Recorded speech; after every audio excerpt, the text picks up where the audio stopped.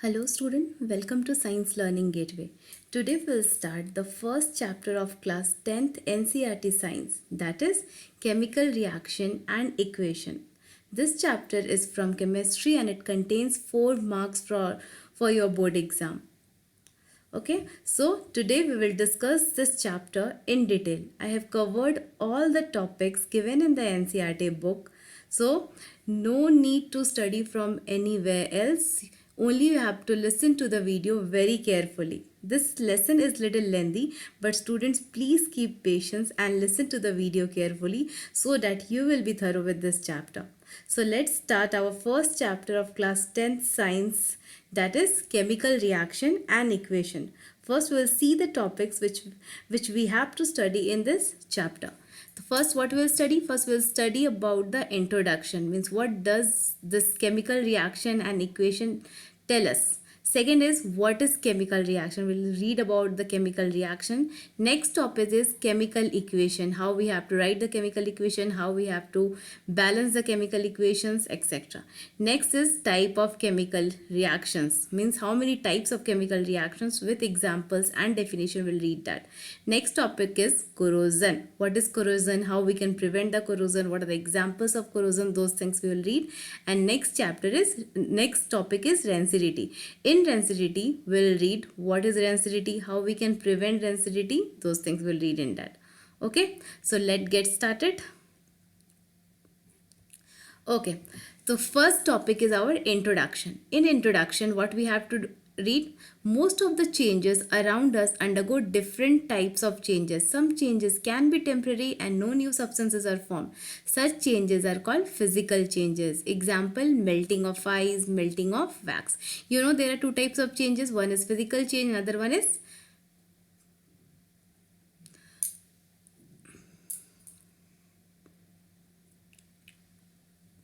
chemical change. Yes, one is physical change, other one is chemical change. The physical changes are temporary change, means no new substances can be formed in that. The physical changes are temporary change, no new substances can be formed in that. Example of physical changes are melting of ice, melting of wax. Another change is our chemical change, in which is a permanent change, means once the product is formed, it cannot be converted back into the original one. Example, cooking food. Suppose if we will cook rice or potato, we cannot convert that cooked rice or potato into the raw ones, correct? So chemical changes are those changes which cannot be reversed back, and these are the permanent changes. Rusting of iron, then conversion of milk into curd, these are the examples of the chemical changes. So there are two types of changes, physical change and chemical change. Next topic is chemical reaction. Now we'll see what is a chemical reaction. A chemical reaction is a process in which two or more than two substances combine together to give us product. Yes, chemical reaction is a process in which two or more than two substances combine to give us product. For example, A plus B will react together to give us the product C. Now we'll see the example of chemical reaction. Example of chemical reaction is burning of magnesium ribbon in air to form magnesium oxide. If magnesium is burnt in air, what product will get? Magnesium oxide. Second example is formation of hydrogen gas by the action of dilute sulfuric acid on zinc. If we will react zinc with dilute sulfuric acid, means H2SO4, what product will get? Hydrogen gas will evolve in that reaction. So these are the examples of chemical reaction. Some changes are occurring. When a reaction takes place, some changes occur. Okay, there are some factors which determine a chemical reaction, means how we will understand when a chemical reaction occurs. So there are some factors, some changes will occur. By looking at that, we can say that a chemical reaction is occurring. First change is change in state, means solid can be changed into liquid, liquid can be changed into gas, gas can be converted into liquid, and liquid can be changed into solid. So first change is change in state. Second one is change in color. The Color of the substance can also be changed. For example, a particular substance which is blue in color, after reaction it is changing into green. By looking at the color also we can detect that a chemical reaction is occurring. Next one is evolution of a gas. In some of the reaction, gas is also evolved. For example, this reaction of zinc with dilute sulfuric acid, hydrogen gas is evolved. So in some of the reaction, gas is evolved. By looking at that, we can say that chemical reaction is taking place. Next one is change in temperature. In some of the cases, temperature change occurs. By looking at the temperature change or by observing the temperature change, we can say that chemical reaction is taking place. Okay. Next topic is our chemical equation. What is a chemical equation? A chemical equation is the symbolic representation of a chemical reaction in the form of symbols and formulae, where the reactants are written on the left hand side and products are written on the right hand side. Yes, in chemical reaction, what we used to do? We used to represent the product and the reactant with the help of symbol and formula. Okay, with the help of symbol and formula. In chemical equation, we used to write the reactants on the left hand side separated with a plus sign, and products are written on the right hand side. If more than one product is there, then we will separate the product with a plus sign. For example, this reaction, magnesium plus oxygen. When magnesium react with oxygen, what product will get? Magnesium oxide. The magnesium and oxygen are the reactants written on the left hand side, and magnesium oxide is written on the right hand side. This is our product. Next topic is balanced chemical equation. Why we need to balance a chemical equation, or how we will balance a chemical equation. Okay. According to the law of conservation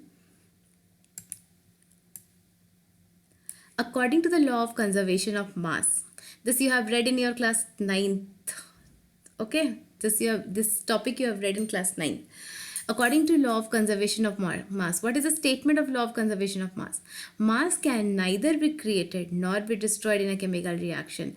This total mass of the reactant has to be equal to total mass of the product. So we need to balance a chemical equation. Why we need to balance a chemical equation? In order to make the total mass of the reactant equal to total mass of the product. Means number of reactant must be equal to number of the products. So what is the statement of law of conservation of mass? This is important topic in your exam. You can write the statement of law of conservation of mass. What you'll write? Mass can neither be created nor be destroyed in a chemical reaction. Okay. Now we'll see how we have to balance a chemical equation. Suppose this equation we have taken Zn plus H2SO4.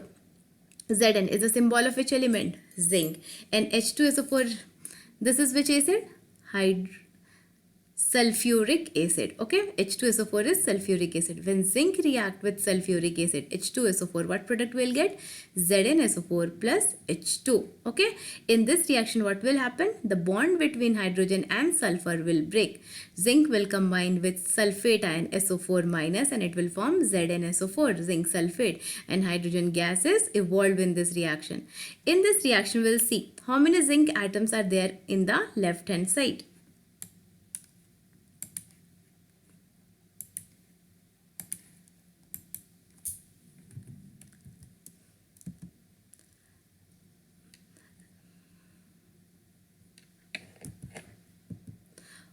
In the left hand side, only one zinc atom we have. But on the right hand side, how many zinc atom we have? 1. Next, hydrogen. In the left hand side, how many hydrogens we have? Yes, correct. 2 hydrogen. And on the right hand side, how many hydrogens we have? 2 hydrogen. Next element is our sulfur. How many sulfur atoms we have in this side? 1 sulfur. And on the right hand side, how many sulfur we have? 1 sulfur. Next is oxygen. How many oxygen we have? In the left hand side, 4 oxygens. And on the right hand side, how many oxygen we have? 4 oxygen. Okay. Now we'll see the number of atoms on the left hand side and the right hand side. Zinc. The number of zinc atom on the left hand side is 1 as well as on the right hand side it is 1. Hydrogen is also 2 on the left hand side and on the right hand side. Sulfur atom is also 1 and 1. The number is same in both the sides. For oxygen, oxygen 4 on the left hand side also and on the right hand side also. So the number of atoms in this case is equal, means the right hand side is equal to the left hand side. So this reaction is a balanced reaction. If the number of atoms on the left hand side is equal to number of atoms on the right hand side, then the reaction is said to be a balanced reaction.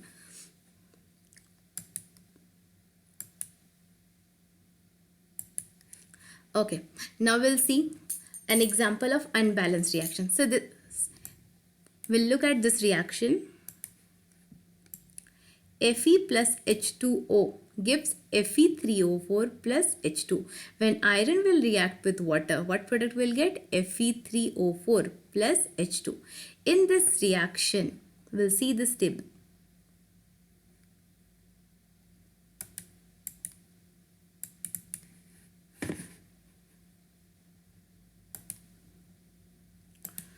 Okay. For balancing the chemical equation, first what you have to do? First you have to make a table like this. 3 columns we have to make, one for the element, one for the number of atoms in the reactant side, one for the number of atoms in the product side.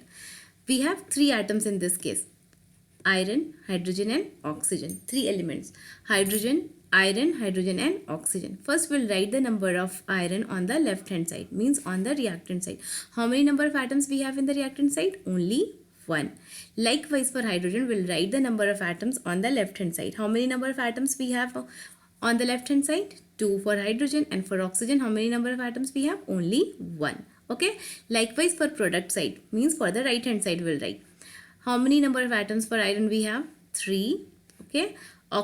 Hydrogen, how many oxygen we have? How many hydrogen we have? 2. And how many oxygen atoms we have? 4. Okay. Like this we'll make the table.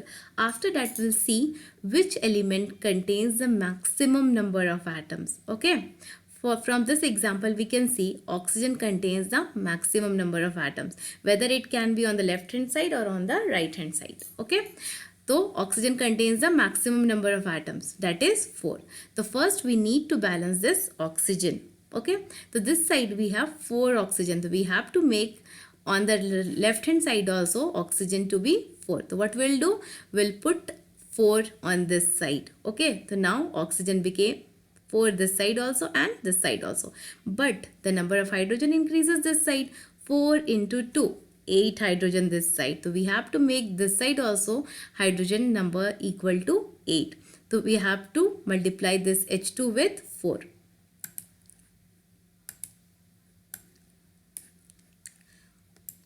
When we'll multiply this hydrogen with 4, what we will get?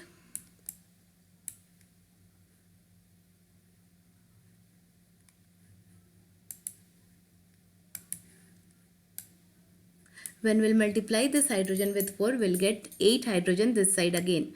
The number of hydrogen on both the side is balanced. 8 hydrogen this side, 8 hydrogen this side. Only we are left with this iron. Iron is 3 on this side. Okay, 3 iron we have this side. We have to make the iron this side also 3. So what we'll do, we'll multiply this iron with 3. So now all the elements are balanced. 3 iron on the left hand side, 3 iron on the right hand side. 8 hydrogen on the left hand side, 8 hydrogen on the right hand side, 4 oxygen on the left hand side, 4 oxygen on the right hand side. Like this you have to balance the chemical reaction. I will make a separate video for how to balance a chemical reactions. Okay. Next, come to our next topic, types of chemical reaction. So how many types of chemical reaction we have to study in this chapter? 5 types of chemical reaction we have to study in this chapter.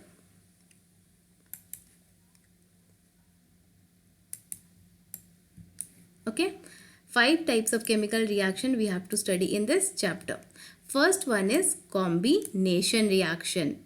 Combination means combine. Okay, sometimes we have to combine the substances, so that is called combination.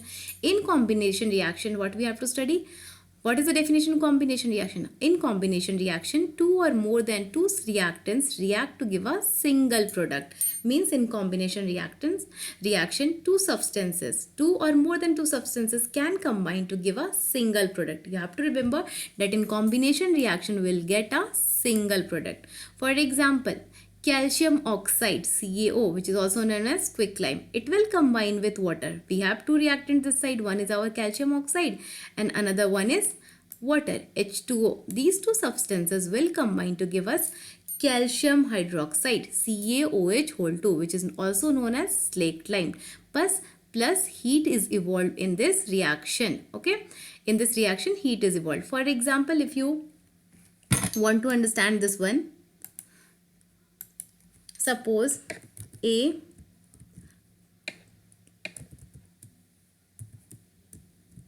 plus B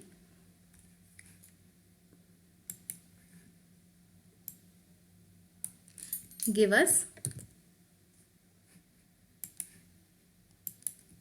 C.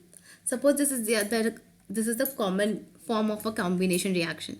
Two reactants, reactant A and reactant B, they are combining together to give us a product C. Likewise, calcium oxide and water will combine together to give us a product calcium hydroxide CaOH whole 2, and heat is evolved in this reaction. Okay, you can see in this reaction heat is evolved. Heat is evolved in this reaction. Okay, so which type of reaction is this one? It is a exothermic reaction. Two types of reaction we have on the basis of heat, exothermic and endothermic reaction. The reaction in which heat is evolved or heat is released are called exothermic reaction, and the reaction in which heat is absorbed is called endothermic reaction. First, let's see the definition of exothermic reaction. In exothermic reaction, large amount of heat is released. Example of exothermic reaction are burning of natural gases, respiration, decomposition of vegetable matter. These are the examples of exothermic reaction. In these processes, whenever we will burn any fuel or natural gas, large amount of heat is released. During respiration also heat is released. During decomposition of vegetable matter also heat is released. So these are the examples of exothermic reaction. Next one is endothermic reaction. In endothermic reaction, heat is absorbed during the reaction. Means in that particular reaction, the reactants used to absorb the heat. Means heat is required in that reaction. That reaction is called endothermic reaction. For example, CaCO3. This is calcium carbonate. CaCO3 is calcium carbonate. When heat is applied in this reaction, this calcium carbonate breaks into calcium oxide and carbon dioxide. CaCO3 breaks down into calcium oxide and carbon dioxide. This is an example of endothermic reaction. Heat is absorbed in this reaction. So this is called endothermic reaction. Next come to decomposition reaction. Decomposition means breaking down. Okay, in this reaction, reactant will break down to give us the product. Now let's see the definition of decomposition reaction. In decomposition reaction, single reactant break down to give two or more simple products. Single reactant means only one reactant will give us two or more than two products. For example, FeSO4, when we will apply heat in iron sulfate, this iron sulfate will break down into Fe2O3 ferric oxide plus sulfur dioxide SO2 plus sulfur trioxide SO3. Okay, likewise, if we'll see this reaction, PbNO3 whole 2 plus heat, plus when we'll apply heat in this reaction, this lead nitrate, this is lead nitrate, it will break down to give us lead oxide, nitrogen dioxide and oxygen. This is a very important reaction. Many questions are asked from these reactions during your exams. Okay, lead nitrate will break down to give us lead oxide, nitrogen dioxide and oxygen. This nitrogen dioxide will have brown fumes. They will have brown fumes.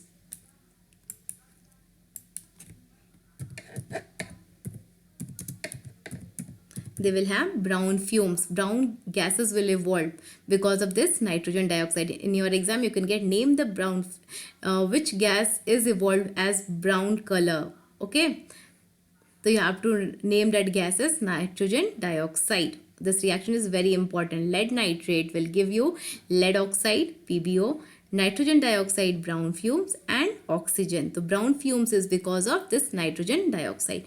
Next reaction is water. Electrolysis of water. Electrolysis of water means breaking down of water by applying electricity. Water will break down into hydrogen and oxygen. So this is also decomposition reaction. Water, only one reactant is there, water. It is giving us two products. Next one is breaking down of silver chloride using sunlight. Okay, in presence of sunlight, this silver chloride will break down to give us silver and chlorine, Ag and Cl2. Next is silver bromide plus sunlight, means if this reaction will also take place in the presence of sunlight. It will break down to give us silver and bromine. These two reactions, AgCl in the presence of sunlight will give us Ag plus Cl plus Cl2, and AgBr in the presence of sunlight will give us Ag and Br2. These reactions are used in black and white photography. Okay, so on decomposition reactions are of three types. One decomposition reaction is on the basis of using heat. Next one is using electricity, and third one is using sunlight. So there are three types of decomposition reaction. One by using heat, next one is by using electricity, and third one is by using sunlight. Okay, in your exam you can write the three types of decomposition with an example. For heat, you can write this reactions. FeSO4 in the presence of heat will break down to give us Fe2O3 plus SO2 plus SO3. Or you can write this one also, lead nitrate in the presence of heat, it will break down to give lead oxide, nitrogen dioxide, and oxygen. For electricity, which reaction you will write? Yes, electrolysis of water. And for sunlight, you can write any one of these two reactions.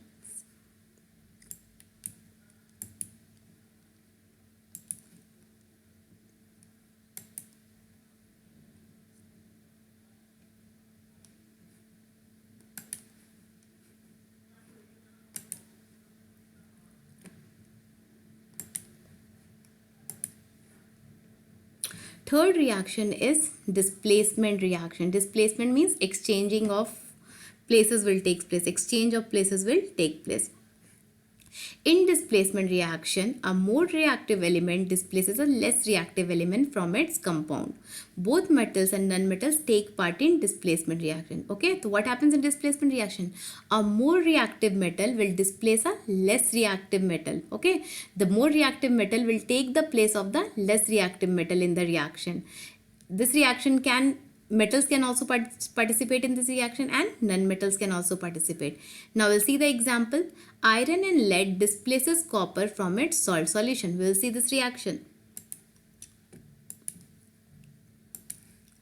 Fe plus CuSO4. Fe plus CuSO4. Iron plus copper sulfate give us iron sulfate plus copper. And in the next reaction, lead plus copper chloride, CuCl2, give us lead chloride, PbCl2 plus Cu. You can see in this reaction, iron is taking the place of copper. Iron is taking the place of copper. It is forming FeSO4, and copper is getting out from this reaction. Likewise, lead is taking the place of copper, and it is forming PbCl2, and copper is coming out from this reaction. So what we can conclude from these reactions? Iron and lead are more reactive than copper, so they can displace copper from its salt solution. So what is a displacement reaction? It's very easy. A displacement reaction is that reaction in which more reactive element will displace a less reactive element from its compound or from its salt solution. Example is Fe plus CuSO4 give us FeSO4 plus Cu, in which iron is more reactive than copper, so it can displace copper from its salt solution. Our next reaction is double displacement reaction. Okay. Now let's see what is double displacement reaction. In double displacement reaction, exchange of ions takes place between the reactants. Suppose if two reactants we have, the ions will exchange their places, means the elements will exchange their places. The ions, for example, in this reaction, Na2SO4, sodium sulfate, and BaCl2, barium chloride. This sodium ion and the barium ion, they will exchange their places. They will exchange their places. Sodium will take the place of this barium and barium will take the place of sodium. Means exchange of ions takes place. So this is called a double displacement reaction. Okay. Now let's see. Na2SO4, when it will combine with BaCl2, what product will get? Barium sulfate, BaSO4 plus NaCl will get a precipitate of barium sulfate, white precipitate of barium sulfate. This reaction is also known as a precipitation reaction. What is a precipitate? Do you know what is a precipitate? Precipitate. What is a precipitate? The substance which is insoluble in water is known as a precipitate. Barium sulfate, white precipitate of barium sulfate will get in this reaction. So this is a precipitation reaction. Now we'll discuss what is a precipitation reaction. A precipitation reaction is that reaction in which precipitate is formed or insoluble substance called precipitate is formed. So if in an exam you will get what is the precipitation reaction, you can write a precipitation reaction is that reaction in which insoluble substance called precipitate is formed in a reaction is called a precipitation reaction. Our next reaction is oxidation and reduction reaction. Okay, oxidation and reduction. Oxidation, addition of oxygen. Reduction, addition of hydrogen. These two terms are, I think, clear to you. Oxidation and reduction. Oxidation means addition of oxygen and reduction means addition of hydrogen. Okay, now let's see the definition of oxidation and reduction reaction. In oxidation and reduction reaction, the process of oxidation and reduction takes place simultaneously. Okay, in the same reaction, both the process will occur. Oxidation will also occur and reduction will also occur. So what is the definition of oxidation and reduction reaction? This reaction is also known as redox reaction also. Okay, so in oxidation reduction reaction, oxidation and reduction takes place simultaneously. Now let's see what are the processes of oxidation and reduction. In oxidation process, gain of oxygen or loss of hydrogen takes place. Okay, so in oxidation what happens? Gain of oxygen means the substance can gain oxygen or it can lose hydrogen. So that process is called oxidation reaction.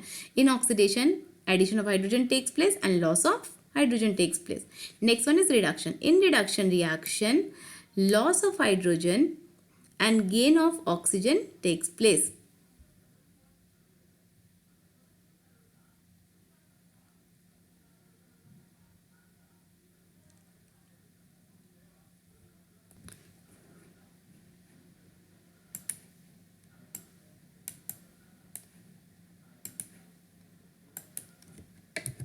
Sorry, by mistake I have written loss here. It will be gain. In reduction process, gain of hydrogen and loss of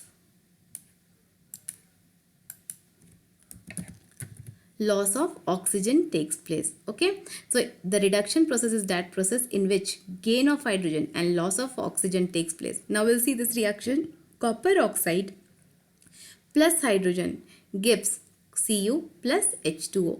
This copper oxide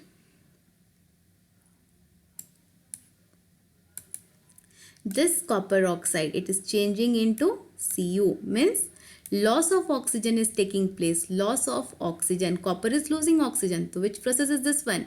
Yes, this is a reduction process. Loss of oxygen is taking place. So this is a reduction process. And in this process, hydrogen is gaining oxygen, it is forming H2O. So which process is this one? Oxidation process. So in this reaction, both the processes is taking place, oxidation as well as reduction. This is the reduction process and this is the oxidation process. Okay, so this is the example of oxidation reduction reaction. Copper oxide, it is losing oxygen, so this is the reduction process, and hydrogen is gaining oxygen, so this is a oxidation reaction. Oxidizing agents. Okay, oxidizing agents give oxygen. Oxidizing agent means they will give oxygen or gains hydrogen, and reducing agent, they will give hydrogen or gain oxygen. Okay, oxidizing agent and hydrogen and reducing agent. Oxidizing agent means they will give oxygen, and reducing agent they will give hydrogen. Okay.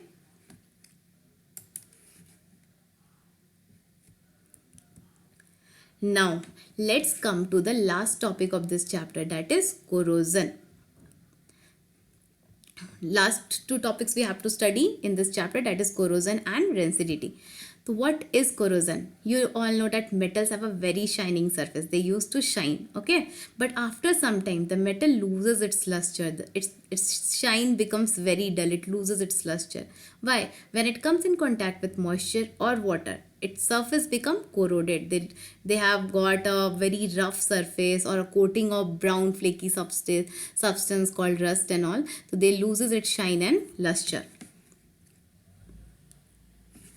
Okay, now let's see what is corrosion. The process of slow conversion of metal into their undesirable compounds due to their reaction with oxygen, water, acids, gases, etc. present in the atmosphere is called corrosion. So what is corrosion? The process of slow conversion of metal into their undesirable compounds when metal will react with oxygen, water, acid, gases, etc. present in the atmosphere. It is called corrosion. Means the metal will lose its shining nature. It will form any other type of substances which is undesirable for us. So you have to learn the definition of corrosion. It is very important topic. Okay, in exam you will get what is corrosion, what are the different methods of preventing corrosion, etc. Okay, the process of slow conversion of metal into their undesirable compounds due to their reaction with oxygen, water, acids and gases, etc. present in the atmosphere is called corrosion. For example, you have seen the iron gates or the iron nails, etc. When it is new, it is very shining in nature, okay, but if it is kept in open for some time, it will lose its luster and shine, and it will become corroded. So that is corrosion. When any substance come in contact with oxygen, when any metal come in contact with oxygen, water, acid, gases, etc., it becomes corroded. So the corrosion is that process. Okay, corrosion is the process in which metals, when react with oxygen, water, acid, etc., becomes corroded, and that is called corrosion. Now we'll see the example of corrosion.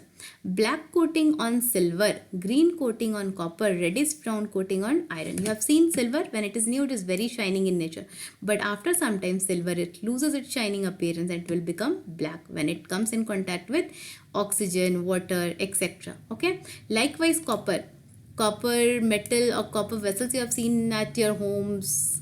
For in kitchens also we use sometimes copper vessels, etc. It is very shining in nature when it is new, but after some time a green coating can be seen on that copper vessel. It loses its shine and luster when it comes in contact with oxygen and water, etc. Okay, so that is one of next example of corrosion. Third is reddish brown coating on iron, that is rusting of iron.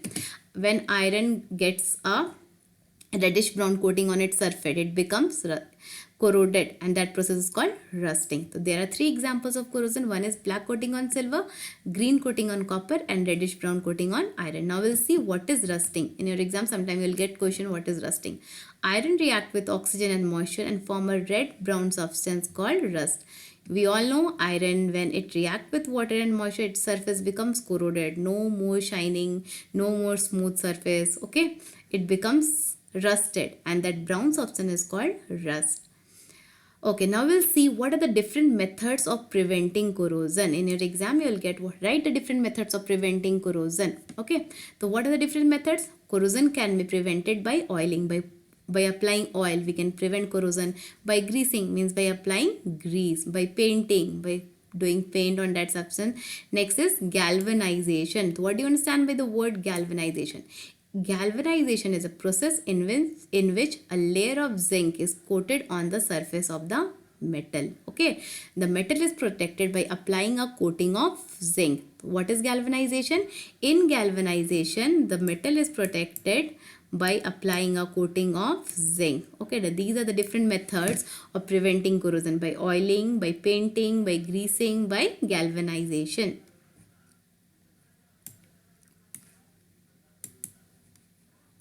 Now we'll see the last chapter, that is rancidity. Okay, so what is rancidity? In density, what happens? The food material which contains fat or oil, when it comes in contact with oxygen, the taste and smell of the food changes. Okay, when the food material which contains fat and oil comes in contact with air or moisture, its taste and smell changes and the food become rancid. Okay, so now we'll see the definition of rancidity. The taste and smell of food material containing fat and oil changes when they are exposed to air for a long time. This is called rancidity. It is caused due to oxidation of fat and oil present in the food material. So what is rancidity? Rancidity is a process in which the food material which contains fat and oil becomes rancid. Then that is, their taste and smell changes when they come in contact with moisture. Okay, so this is called rancidity.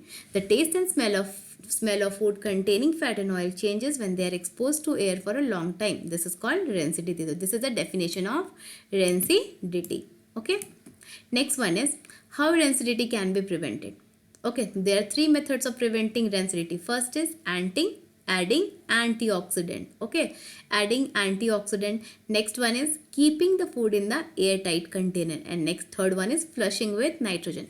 You have seen in the kitchens that the food, that like some snacks and all, they are kept in the airtight container. Why? To avoid its oxidation, so that its taste and smell will not change. It will be fresh for a long period of time. Okay, flushing with nitrogen.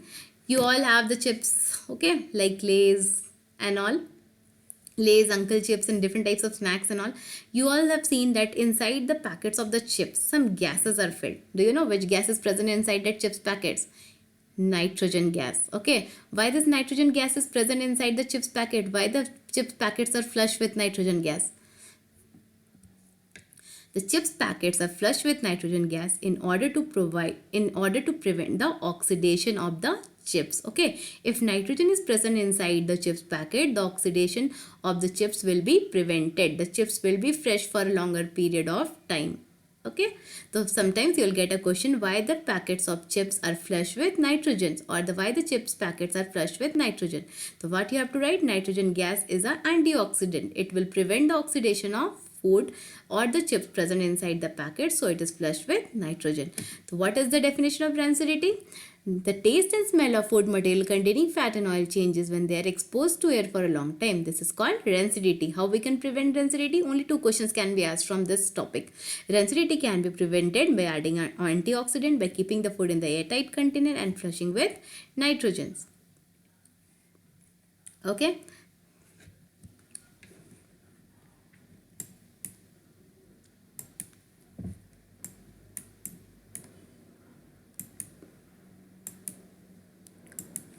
So this was the last topic of this chapter. I hope you all have understood everything. Okay. Once you go through the chapters, once you go through the topics of this chapter, and please let me know if you have any doubt. Do comment in the comment section.